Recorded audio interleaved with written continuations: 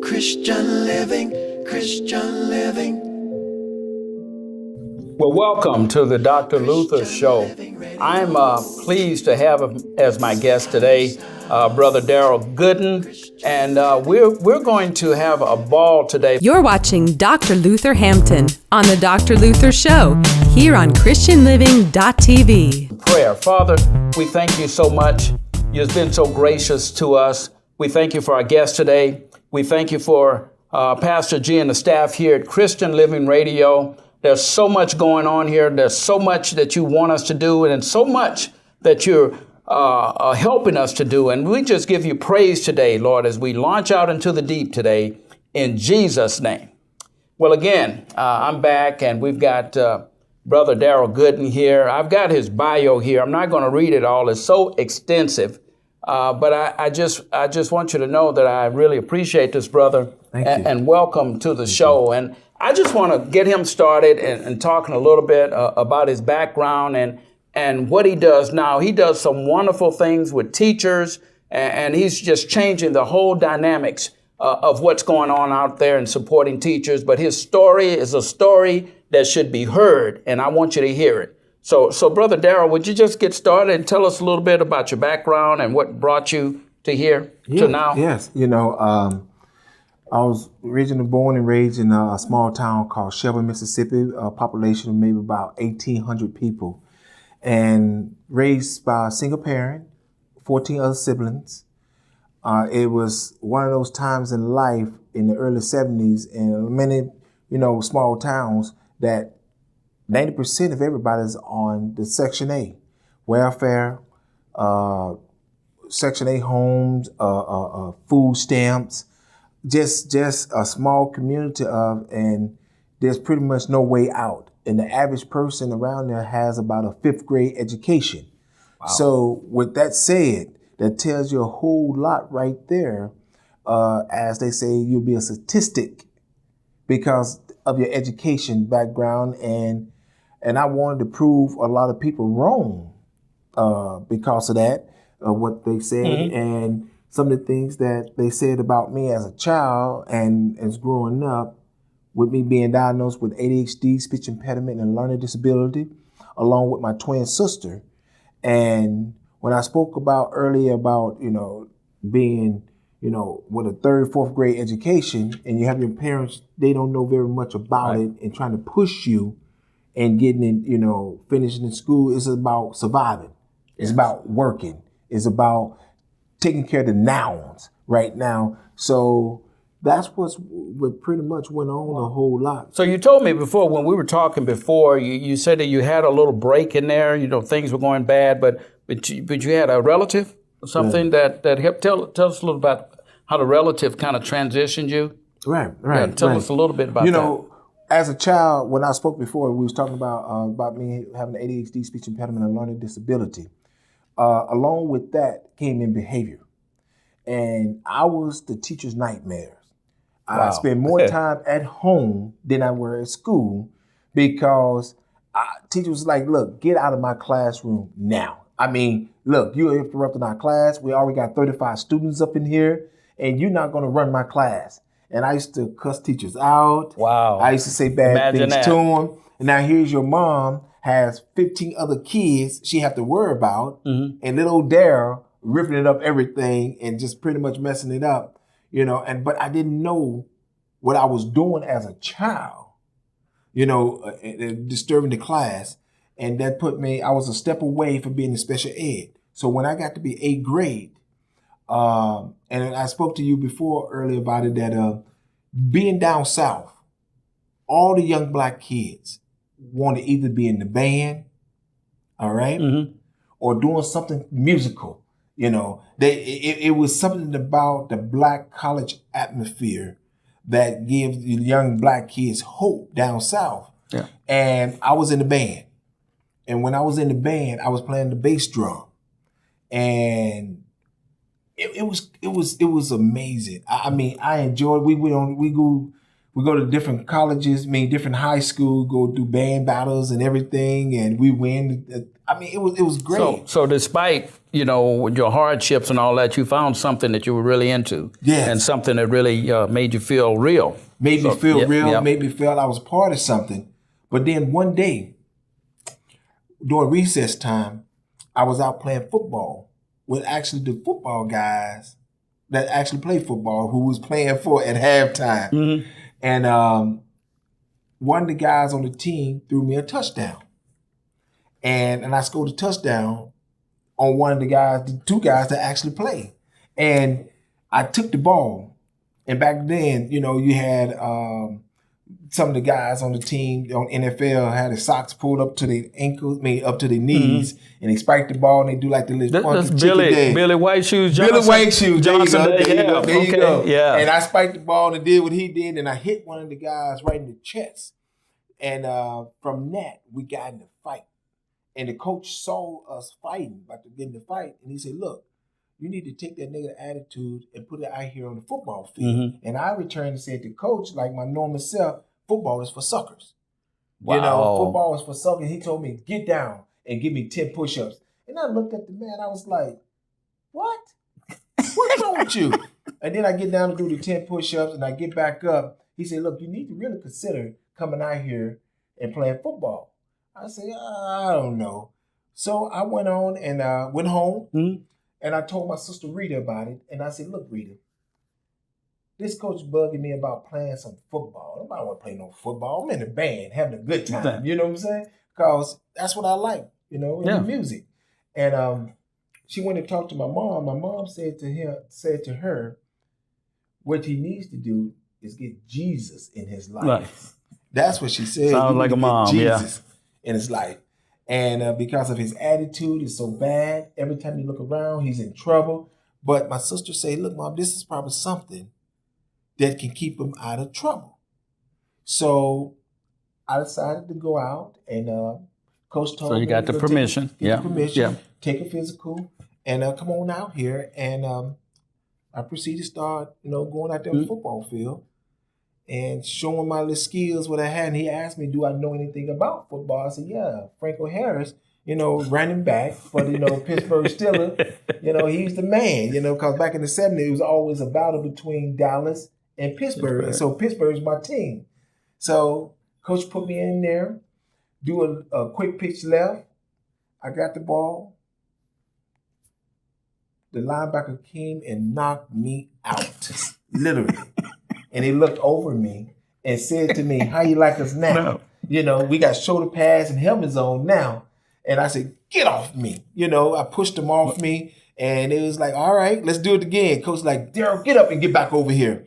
And I get back there, he do it. Quick pitch right. And pitch the ball to me. Here we go again. Bam. Knocked me out again. I said, look, what's going on with this pitcher? I think y'all setting me up. Because after we got to it out there at recess time, and I did what I did, it seemed like, everybody, I guess I was getting protected. Yeah. But now it seems like they opened up the floodgate and they just knocking me out, saying, look, welcome to the game of football. But after that, Coach brought me to the sideline and said, have you ever heard of stiff hand?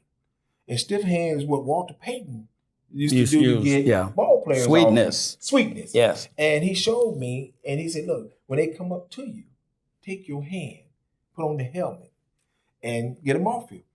So we did another quick pitch left. The guys came up to hit me. I put my hand out, bam, knocked them off me, and ran a 50-yard touchdown. I like a pack of dogs after me. I was just going. Got in the end zone. I looked around. The offensive lineman, the wide receiver, the quarterback, they all met me in the end zone. And that's when I knew I was really, really a part of something. Wow. And that really changed my life at that time, at that moment. And it felt like I couldn't wait to get out there in that football field. But my attitude began to change a little bit, a whole lot. But my grades was decreasing instead of increasing. Because I was a DF student. And from what I was told, that with this ADHD and the speech impairment and slow learning disability, I got this sort of kind of disease in a sense Wow. because I didn't know how to read and write. Amazing. And you were what grade? I was in the eighth Eighth grade. Eighth grade. Not knowing how to read and write. Not knowing how to read and write. Right. Wow. So, and with that, anger came because they wanted to take football away from me. Something now that you love. Something now I love. You- And this is when my cousin stepped in from Illinois okay. and said, you know what? I'm going to come out to Mississippi and come get you and bring you up here and give you a better life if your mom allow you. So my mom signed off and said, take him. I mean, she had my bags already packed. Ready? Here you go. Get him out of here. Quick. So she took me up there and to her home, and it was like Bel Air, like Fresh Prince of Bel Air. I mean, here I am, this ghetto kid, and my cousin, she only had one daughter, and her daughter was like a princess. I mean, their home was beautiful, and I was going like, wow, check this out, beautiful car. That dogs was cleaner than me. They would take the dog. I mean, look, I was like amazing. Dog walking around with a nice little chain on, like the dog stepping around the house. I'm like, I'm like, wow, I'm at the right place. So she began to say, hey, you know what? I see you like to play sports. Let me get you up to Cahokia High School. They got a summer program and basketball. So I got up there and these guys can hoop. I mean, they teach you the techniques of the game. So from that, went on to SIU Evansville, Southern Illinois University, Evansville. my alma mater. I went there and went to camp, and I was ranked number 2 at the end of the camp. Basketball out of 400 kids. Oh, I'm happy. Oh, I'm amazed, feeling great. Go back fall time for school to sign up for school. Get out there practicing football. They come and tell me I don't have the grades. So I have to they were going to take me back to the 8th grade. And I walked from the school 3 miles back to my cousin's house. So you've come out some adverse situations, raised up, being diagnosed with whatever they're diagnosing you, had attitude, learned to, you got into the band, started enjoying that. Then you transitioned into football, something that you really, really loved. And now you transition out of that into a whole new environment. Mm-hmm. And now you're saying that new environment, you're being rejected? Being rejected. Oh my goodness. So it seemed like doors just keep closing, and nothing is happening. And I mean, with a kid with this with my attitude, I was like, why me, God? Why this keep happening to me?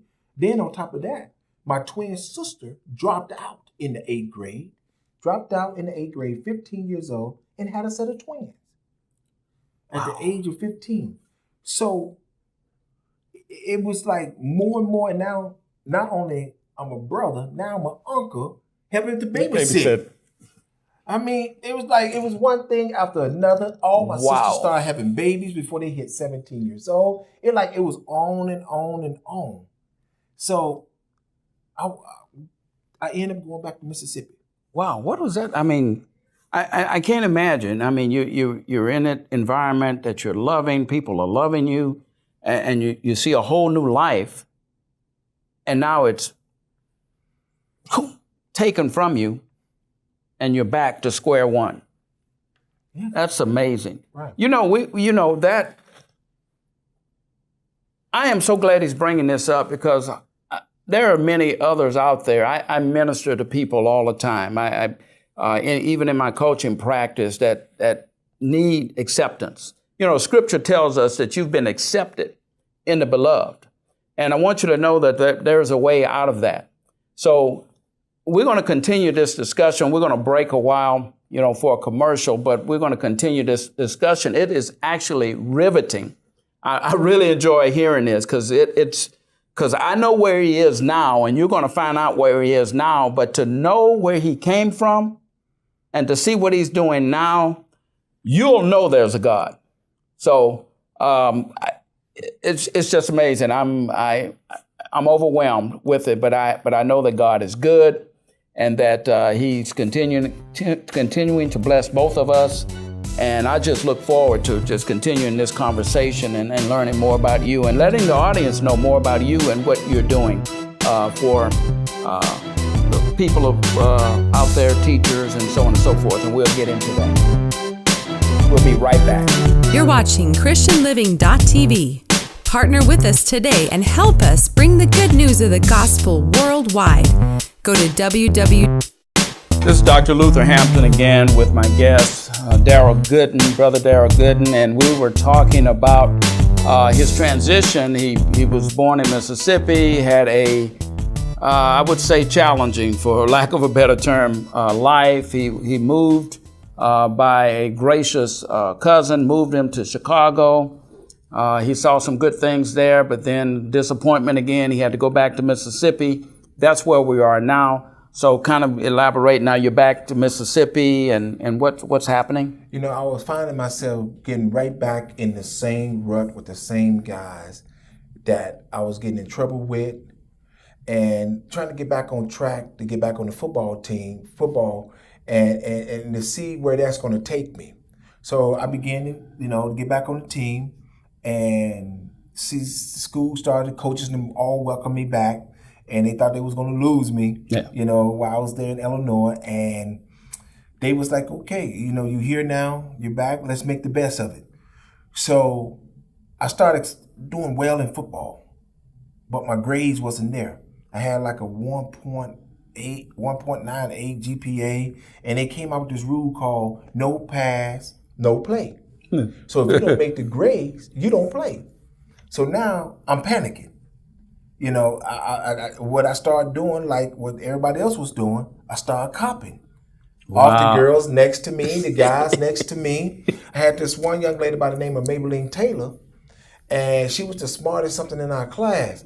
So I used to literally just copy off her, and that's how I really made it. Wow! Just to get my grades up. Where were the teachers at when you were doing all? I mean, they were. They was at the desk with their head down, and we was doing anything, everything, passing the tests around, writing on little pretty notes. And they sat at the desk. At the desk, didn't know what was going on. But then again, I think some of them knew what was going on. And they knew our level of education and the way we spoke, the way we act, the way we carried ourselves. Right. They knew our level, expectation. So as the years progressed, I got into basketball. Okay. More, because that's where I was in Illinois playing basketball. And I started excelling in basketball. Come my senior year, we only had maybe about 3-4 seniors on the team. We had like 8th graders and 9th graders, because in Mississippi, we don't have that many kids. So the young men that's on the 8th grade and 9th grade, they play with the high school boys, play varsity. Wow, I didn't know that. Yeah, like here you got seniors, varsity, junior varsities, and they got their own squad. We barely had enough kids in the school to even have a team. So we end up as the basketball team. Our record was probably 14-18. We made it to the state. First time in the history of that town in basketball. All that learning I had back in the days in Illinois, going to basketball camp, I used those techniques, what I have learned. Wow, that was just one camp. You went and got... And those little one things that they showed me helped me and excel in basketball. So from the basketball, we won the state. 2A state champ, first time ever. So Coach Jennings asked me to come to the office. And my mind wasn't even thinking about college football, college basketball, track. Wasn't even thinking about that. It was either go to the military, work at the factory, or go chop cotton. Those were the 3 options that we had as job, And he called me into the office, and a couple of colleges was talking to me, and it was Southern Mississippi, Mississippi State, Delta State. So Coach came in there and said, look, I want to show you something. He opened up a bag and pulled out all these letters from over 20 different universities and college that wanted me to come and play for them. But he said to me, I figured that you didn't want to play because you didn't have the grades. And I didn't want to embarrass the coaches and telling the coaches to get you, knowing that you're a DF student. And that hurt me because they made me feel like he had no confidence in me at all. But then he came to me and said to me, would you go to my alma mater, which was Jackson State University? So I end up signed with Jackson State. I get on campus. So, but you got out of high school, though. Got out of high school. I mean, with the GPA. With the GPA, copying it with a 2.0 GPA. And I got on the campus and I looked around. There's the Q dogs, the fraternity jumping around. All these beautiful women, like a kid in a candy store. These young men walking around with a bag on it, giving out flyers. Somebody, it's a party going on tonight. I got on that campus, I looked around, I say, I'm going to flunk out. I am not going to go to class. I'm not. They got so many activities, so many things are going, I said, I'm going to flunk out. So I end up leaving. I said, I'm not going to go here. I went to the community college called Mississippi Delta. Mm-hmm. And by going there, I knew this would probably be my level. So the coaches said, we knew you'd be here. So that's why we kept a position for you. So I get there, after the first year playing ball there, came to our spring season, coaches said some of you guys might not make it on the team because you don't have the grades.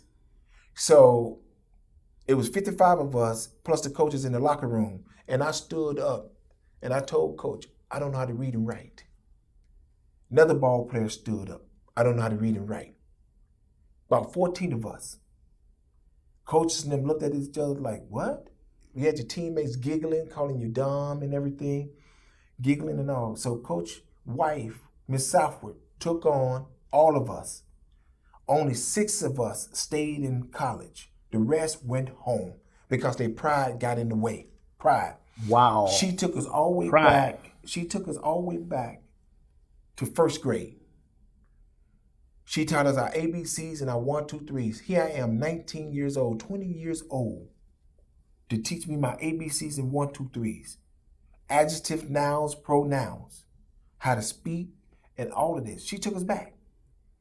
And like I say, some of the guys, they quit because they pride got in the way because they was from Texas, Alabama, California, New York. And they was pushed along through the system too. Through the system. Because of their sports ability. After being at the community college, University of Houston came knocking at the door. Andre Ware just won the Heisman Trophy. I remember that. And when he won the trophy and everything, they were sending all the information to us. You know, we want you here. Same thing at University of Houston. The college was just too big. So this one coach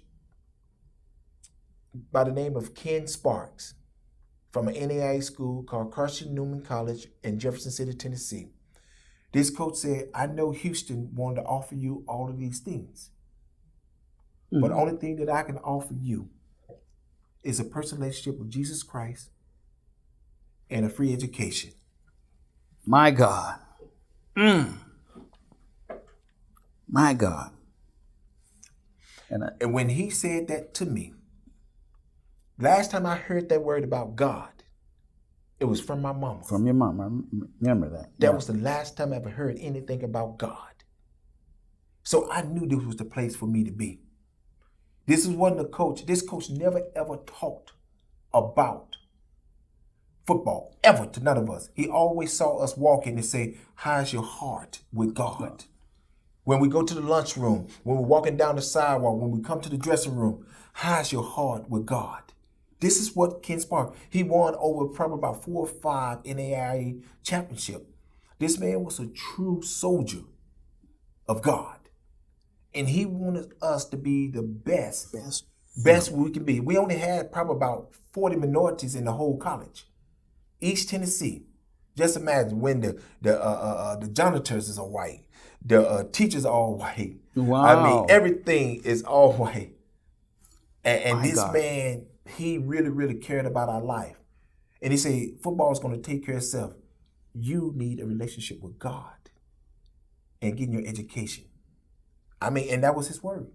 So I took on that, and I met some young ladies walking across campus, and I asked them to assist me on reading and writing. And then they told me, meet me at the library at 6 o'clock. I was faithfully meeting these young girls at the library, and they was teaching me how to read and write. Also, my brother told me, you need some guidance in your life, which one of them retired. And the guidance was that he retired from the Army. So they had the ROTC. So I joined the ROTC, and I went to Fort Knox. And that really showed me the world and how the world really treats you. You know, they made it so real there at Fort Knox. And how the drill sergeant took you through all these drills, put you in this gas chamber. I mean, went through the whole shebang of the military. And I graduated out of Fort Knox Officer School. And I get back to campus, my whole life really changed. I was more respectable of respecting myself, My God. respecting my teammates. I mean, my whole life was changed. I graduated from college, Amen. got my degree, Wow. and I got drafted to play pro football.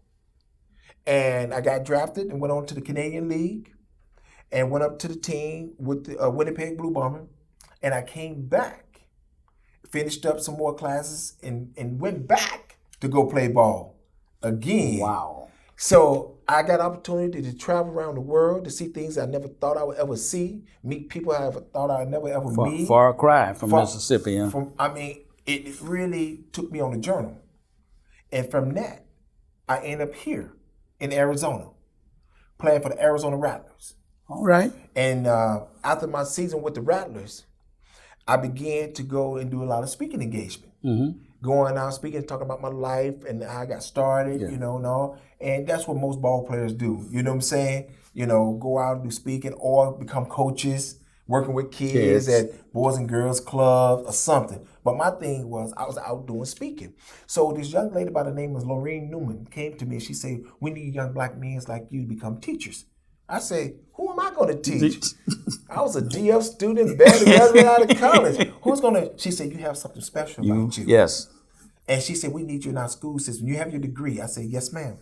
So I'll go to the education department here in Arizona with my transcript and got my substitute certification. Certification, yeah. And I went down to Roosevelt School District, which I never been South Phoenix. I've been here for 8 months and never been to South Phoenix.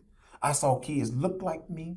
I seen kids that act like me and everything.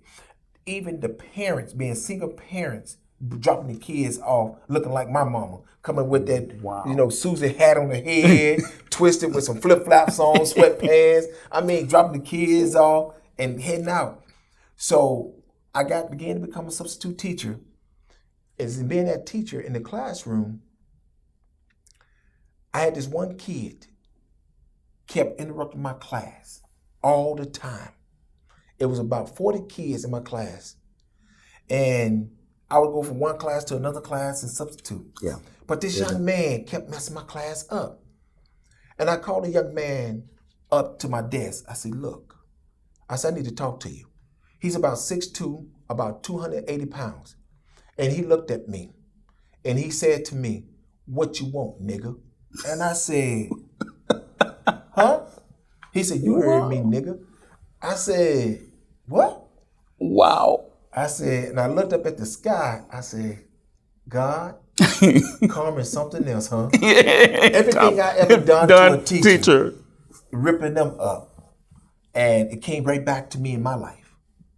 And then the young girl snapped their fingers all in my face when I'm talking to them. I said, this is truly real. And what I was doing to the teachers happened right back to me.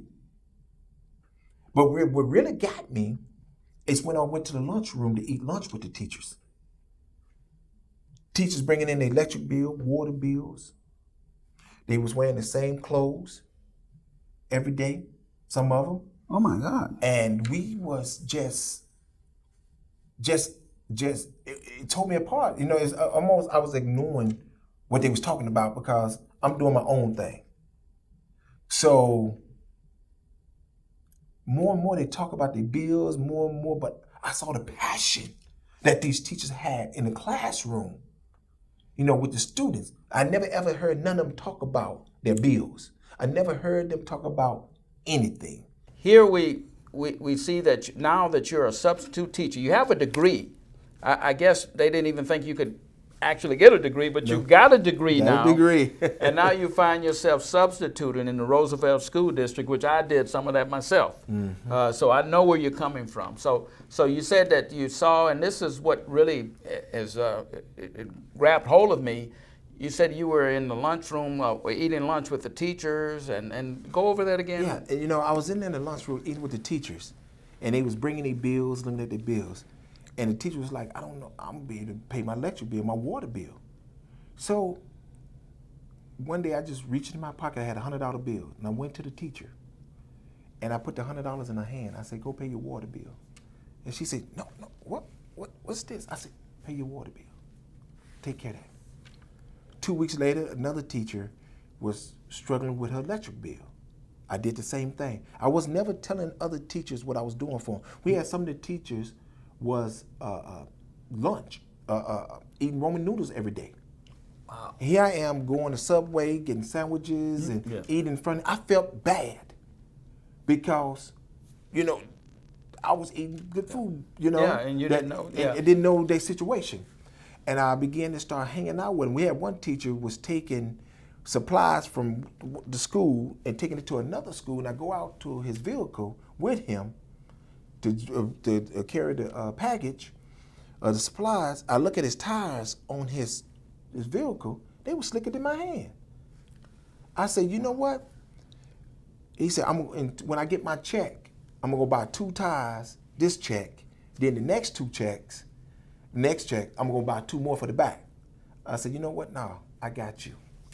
I bought all new tires for his vehicle. I say, because I see what you're doing, with these kids. And he was like, I'll pay you back. I said, you don't owe me anything. Just keep that passion and that power that you have in that classroom with those kids. Just keep going. So I leave Roosevelt School District and I go to Creighton School District. In that Creighton School District, most of the teachers over there is most Hispanic or Caucasian, and the kids are more Hispanic. So the same thing was going on in Creighton District. What's the same thing? Roosevelt District is going on with the teachers in Creighton. Struggling teachers. They was all struggling. After I saw all of that, I was like, you know what? I became certified.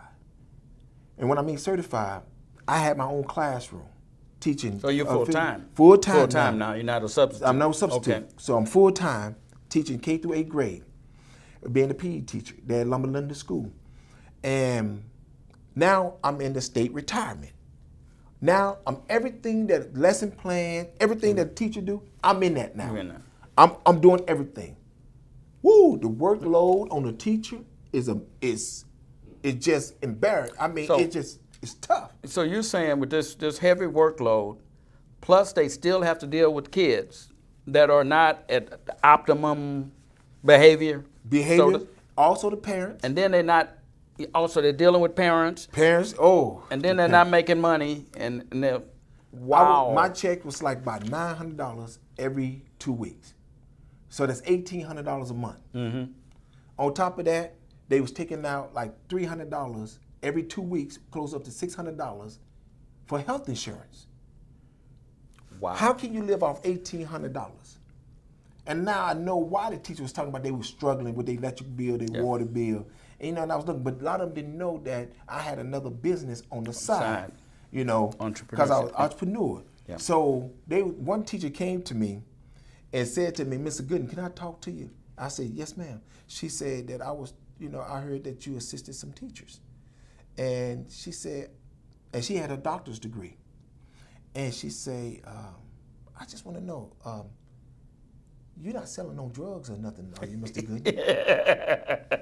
I said, no. I said, no, I don't sell drugs, but I never told them that I had another job working somewhere else. They said, because you make what we make. And how you afford to give these teachers, help these teachers out? And I said, I said, well, I have another job and this is what I do. She's like, oh, whew. I'm thinking that we had a drug dealer here, and started laughing. I said, no. So I got a family, a kid, and I couldn't live off the salary. So I put full time into my job, what I do today for the last 22 years, and working in Indian gaming. So, and I make 3 times what I was making as a teacher, with benefits and everything. But I couldn't stay at the school district. I couldn't stay out from helping teachers. So I started bringing pro ball players in to do speaking engagements and different things, and the kids all hollering, being happy. And there was nobody out there doing anything for teachers. So I did my research. Today, people don't even know that the military has wounded warrior, disabled vet to support them. You have the Salvation Army that support homeless people in homeless shelters, St. Mary. You have that. You have the first responders that have the 100 clubs that support them. And you know what really got me? You have dogs and cats, have the Humane Society that support them. Teachers are the only government job that pays money out their pocket. They're spending between $500 to $1,000 out of their own pocket for classroom supply. Who do you know that spends money out of their pockets to support the community? Just teachers, right out their pocket when they're working for the state, for the government. I saw that, I lived it, all right? Not only that, teachers makes $2 too much to qualify for any kind of government assistance. Section 8, food stamps, none of that. $2 too much. And I mean, I was like, what is going on here? And I was like, why me? I said, why I have this feeling for teachers? I don't know why. All of a sudden, I start crying and like seeing these teachers leaving. And I knew that teachers now what I knew was my lifeline, was my start, was my kickstart in life. God. I gave them pure hell. I did. I literally was a nightmare to the teachers. So I say, I'm that kid who was born on Section 8, welfare, food stamps. Right. What the government is trying to keep from being a statistic. Didn't know how to read, didn't know how to write. But the teacher was there for me and trying to give me all of them, all day, every day. I ended up going to college, playing football, getting a degree, playing pro football, then was called, become a substitute teacher, called out, something I didn't even have in my radar of life. Then I became substitute, then certified, and lived a life as a teacher. I come out on the other side with a ball of wax of a journey that God has put me through, not knowing why me. And I asked God said, why not you? I said, God, I don't know how to read and write. I don't know how to, do this. I said, what would I call this? Keeping teachers teaching. Keeping them teaching. Because we need to keep them in the classroom teaching, because they are our lifeline. They are everything to us. They give us all kickstart. 99.9% of a human has to at least go through a teacher to get educated. So you created this nonprofit organization. What's it called again? Keeping Teachers Teaching. Keeping Teachers Teaching. We are a 501(c)(3) nonprofit. What I was doing, assisting teachers, paying the electric bill, water bill, now I really do it now. You really do it. And formed it as a nonprofit. I'm the only nonprofit in the world that is an advocate for teachers that support teachers that are in need. To assist teachers on getting recertified, get special training to go in and out of state. So a teacher, if they need a certification, they can come to your organization and I can give them that $65 to get their certification done. If the teacher needs special training, because when they go to the district office, and so many districts are cutting their budgets, and the district said, we don't have any money to give you that special training, because you got 40 diverse kids that you're dealing with different attitudes, but you need this diverse training. And the district said, we don't have the money. What do the teachers do? Had to go in their own pocket and do fundraisers and everything and try to raise the money to go to this training. Wow. But now they would be able to come to me, because I created a foundation that support teachers and a campaign called just10az.org. Yeah, I've heard about that. Just 10. Tell us about that. So just 10 Yeah. is that we have 6.9 million residents that lives in the state of Arizona. 6.9 million residents. I'm challenging 1 million to donate $10 one time a year to raise $10 million. Just one time, $10. That's a pizza. And I ask, teachers teach 10 months out of the year. That's $1 a month. And I ask, is a teacher worth at least $10 one time? That's it, one time. $10 to raise $10 million. I take that money, I put it in a grant pool.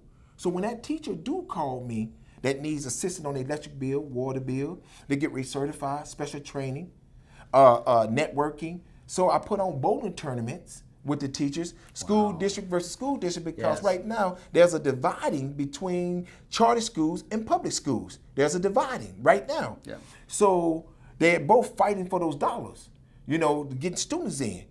But God didn't put me in a position to deal with the politics of things. What he did is talk to the moms and the dads, the grandmothers, the grandpops, the aunties, to ask them to support the teachers, because they allow us to work 40 hours a week to put food on our own table, all right, to pay our own bills. But when that teacher struggles, who is there to support that teacher, he or her? There's no one out there. So I put the organizations to ask the moms, the dads, the grandmas, would you donate $10 one time a year? But I need 1 million of you to donate $10 one time so we can keep our teachers in the classroom. So when they can put their pride to the side, because they're there shaping the minds of our future, which is our kids. Yes. And that's the thing was, so with the bowling tournament, I went after teachers from public school, private school, charter school, teachers on the reservations, and I brought in the first responders from their districts, and we put on the bowling tournament. This is my 3rd year now doing the bowling tournament. Not only that, I created a health and wellness Teacher Appreciation Day. 90% of the teachers don't even know Teacher Appreciation Day is the first Tuesday of the month of May. So I had to go around the school and ask them, do you know when Teacher Appreciation Day is? They said no, because they feel unappreciated. So I created. Did they know there was even Appreciation Day, period? They had an idea, but no one was appreciated. So I created a Teacher Appreciation Day, health and wellness. So I brought all the teachers out to the park, and still in the school park. Live concert, had about 20 vendors, free food, gave out laptops, printers to the teachers so they can be able to spend time with their families at home, because a lot of the teachers don't even have laptops. So I went to a company to partners with them to give them laptops so they can take their work home. At least they're around their family instead of working 10 to 12 hours at the school trying to copy paper. So take this copy machine and copy paper at home. Yeah. You know, so I was trying to God. find ways. I go to like the different discount stores, like the liquidation, to give teachers discounts. Or I just talk with 3 dentists, and the dentists, what they did, they say, look, we'll give you up a line of credit free, and teachers can come here and get their teeth done. Root canals, if they need to take teeth out of their mouth, they say, we're here to support you. So that's what keep a teacher. I don't give them what they want. I give them what they need.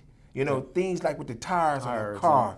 You know, I want to keep them in the classroom. I want to keep them rolling. So is this state, this is just in Arizona right now? Just in Arizona right now. Right now. But the Creator has given me the vision to go nationwide. Amen. Nationwide, to support teachers all across the country. And KTT Mississippi, KTT Alabama, KTT Texas. And train, master what we do here and duplicate it in every state with the other affiliates of no different what the Boys and Girls Club does, the United Way does, no difference. the Red Cross.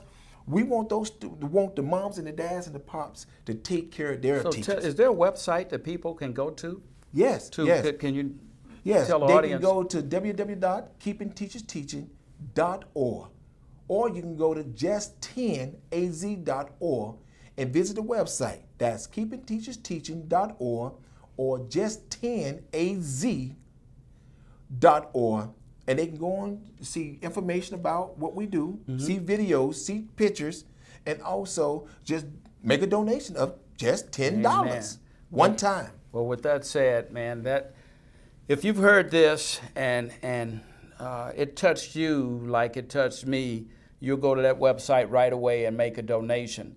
We're so glad that we're here at Christian Living Radio and that we can sponsor shows like this. You know, you said, why God? Well, why not you? Because, I mean, I can see the passion. I can see you have an anointing for this. And God created you for such a time as this. And, brother, it's been such a pleasure to have you on my show. And God bless Brother Gooden. And you keep him in your prayers. And also, we need to do more than pray. We need to go to that website and donate and keep these teachers teaching. This is Dr. Luther signing off on this segment of our Dr. Luther Show. God bless all of you. Be blessed in Jesus' name.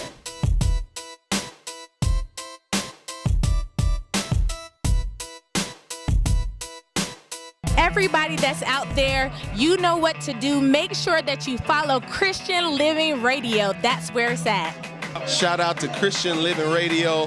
Excited to be here with my brother. God is doing incredible things, man. Stay tuned. It's Deborah Joy Winans, and you are watching Christian Living Radio. Hey, it's Tasha Page Lockhart, and you're watching Christian Living Radio. Hey, what's up? It's your boy, Kirk Franklin. You're checking out Christian Living Radio. Christian Living Radio brings you the latest in live performances, interviews, testimonies, sermons, classes, music, and more. We provide platforms for both established and up-and-coming artists with a wide variety of music and live videos. On Christian Living Radio, artists can share their testimonies worldwide with our national and international audiences. For more information, check us out at www.christianlivingradio.com.